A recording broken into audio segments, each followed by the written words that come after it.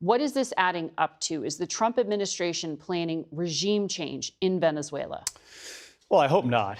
Regime change hasn't ever really worked out well for us as a nation where we've supported that, whether it was in Vietnam, Cuba, Iraq, Afghanistan. It doesn't go the way we think, and it puts a tremendous number of Americans in harm's way, the U.S. military, the guys flying those missions now in B-52s close to the coast. Those folks are at risk. Members of the United States Navy now in this operation, which is clearly, traditionally, a law enforcement operation, now escalating to something maybe, as the president talks about regime change. I think this is the wrong move for this president.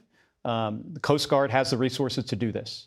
To interdict drugs. Mm-hmm. That's the way this has traditionally been done. And I do worry about the legal authorities, or lack thereof, that the United States military has to conduct these kind of strikes. And you've been briefed on what legal authorities are being invoked. Do you think they are insufficient at this point? I mean, they had a very hard time explaining to us the rationale, the legal rationale for doing this, and the constitutionality of doing it when you consider what, the law of warfare, especially at sea, was a very convoluted argument. It also included, by the way, a secret list of over 20 narco organizations, drug trafficking cartels. They wouldn't share with us the list. So the brief we got had a tremendous number of holes in it. And they had to go round and around to give us the legal rationale for doing this. And what I worry about, Margaret, are all these young military personnel that might find out, months from now, that what they did was illegal.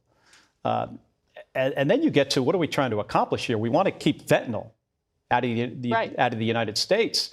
And I don't know how widely known this is, but those routes through the Caribbean on boats are predominantly used to bring cocaine to Europe.